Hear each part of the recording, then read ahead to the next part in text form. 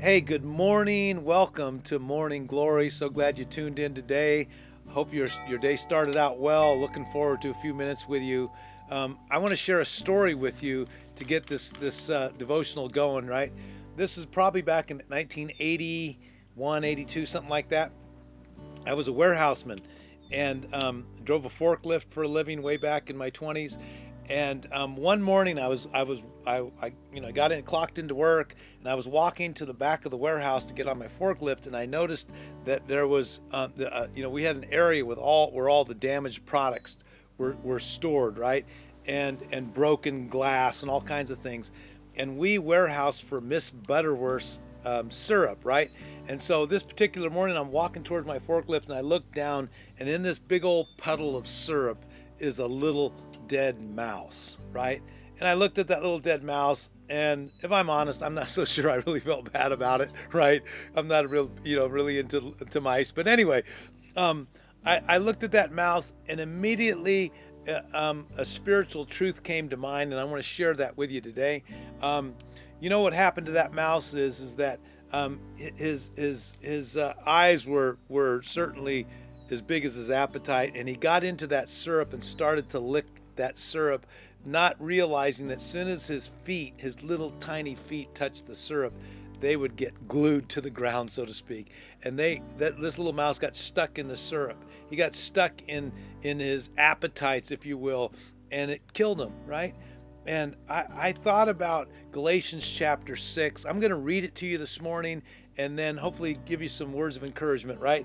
Paul, the apostle, is writing to the church in Galatia, and he says these words as he wraps up his letter. He says, "Brothers and sisters, if someone is caught in a sin, you who are spiritual should restore him gently.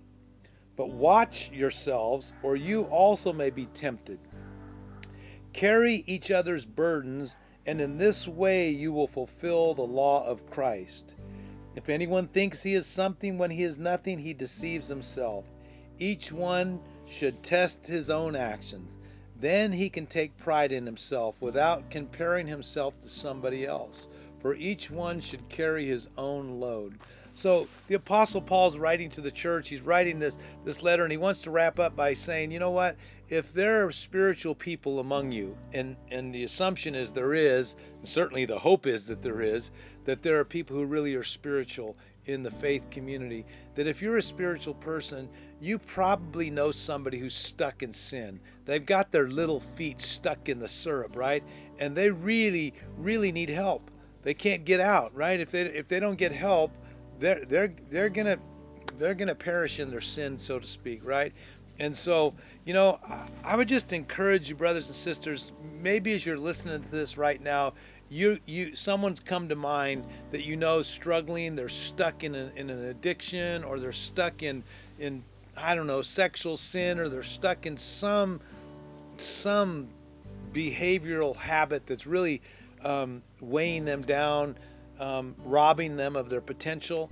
I believe that God would want you and I to step into people's lives like that and to help them, right? And when doing so, we got to be very, very gentle, right? Because when we're caught in a sin, literally it means we're stuck in it, right? I don't think Paul means that we were caught, like I got busted. No, I think he means we're trapped. It's another way to say that we're in bondage to our sin, right?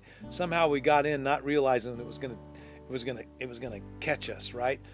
And when someone's caught in a sin, they're very, very temperamental, right? When I was a boy, a friend of mine and I, we used to sleep out in the hills, and he had some family members had a ranch, and we go sleep out in the hills, and we would trap raccoons, right? My friend had this raccoon cage, and what would happen is the raccoons would come into the cage, they would get the food, and as soon as like a mousetrap, so to speak, as soon as they got their paws on that food, the trap would close, and you would have a raccoon in this cage. And the next morning, we'd go out and catch these raccoons in the cage, and I want to tell you, those raccoons were ticked. You did not want to get your fingers near the cage because they would literally bite them off, right? And I think sometimes when a brother and sister's caught in a sin, they're very temperamental. You got to be very gentle because they'll bite you, right? they'll bite you. In fact, they'll probably accuse you of being self-righteous or being judgmental and all of those things. And I think the best we can do is be gentle, to be humble, right? To go in thinking as if, if I were in their shoes, how would I want to be treated? But you know what God's called us to do? He's called us to help people. He's called us to help people who are stuck in their mess, right? And it may take a long time to help someone get out of their mess, right? But it's worth it. It's worth it. God loves people. And I know that you have people that you love and you'd like to see them freed. Maybe you dedicate this morning to praying for that person. And you spend all day, not just this morning, but all throughout the day, you bring them before the Lord and ask God to give you wisdom on how and when to communicate with them. But I just believe that God, well, I don't just believe, I know because the scriptures tell us this. God's called us to help free people from their sins, from their bondages, from their bad habits, right? We can't do it for them, but we certainly can be an encouragement. We can pray for them, and we can give them wisdom that we've learned from God along the way. So all that said, I hope that you'll be a blessing to those around you today, throughout the week. Again, thank you. If you like the video, share it, love it, and most important, live it. Okay? God bless you. Have a great day.